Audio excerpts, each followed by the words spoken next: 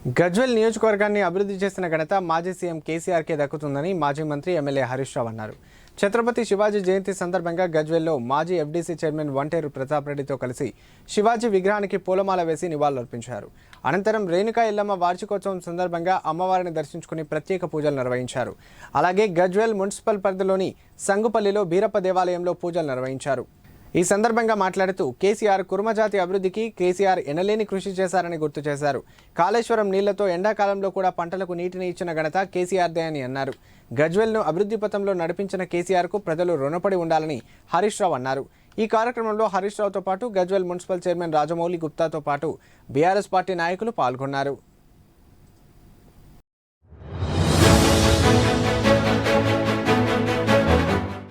జిల్లాకు కానీ మన గజ్వేల్ కానీ ఎంత చేసిందనేది కూడా మీ అందరికీ తెలియదే కాదు. అందువల్ల మన అందరం కూడా సర్దిదిన్న రేవు తెలవాలందరూ మన పెద్దలు సర్దిదిన్న రేవు తెలవాలి. నీయతుంటే బర్కత్ ఉంటుంది. మరి మనకు సేవ చేసి మన జాతి గౌరవం పెంచిన కేసీఆర్ కు కూడా ఆ బీరప్ప దేవుడి దయతో ఇంకా మంచి ఆయురారోగ్యాలు ఇవ్వాలని కూడా ఆ దేవుడిని నేను మనసారా ప్రార్థించుకుంటూ మరి ఈరోజు ఈ జాతరకు రావడం నాకు కూడా చాలా సంతోషంగా ఉంది. మీ వాళ్ళందరూ వచ్చి అన్న నువ్వు తప్పకుండా రావాలని చెప్తే మా యాదవ్ రెడ్డి సాబు, ప్రతాప్ అన్న, గాలి అనిల్ అన్న అందరం, మా తిరుపతి రెడ్డి గారు కూడా వచ్చారు మెదక్ నుంచి. అందరం కలిసి ఇవాళ ఈ పండుగలో మేము మీ అందరం కూడా పాల్గొనడం చాలా చాలా సంతోషంగా ఉంది.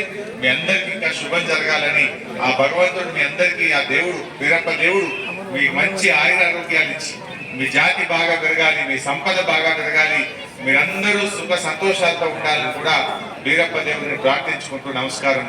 జై హింద్.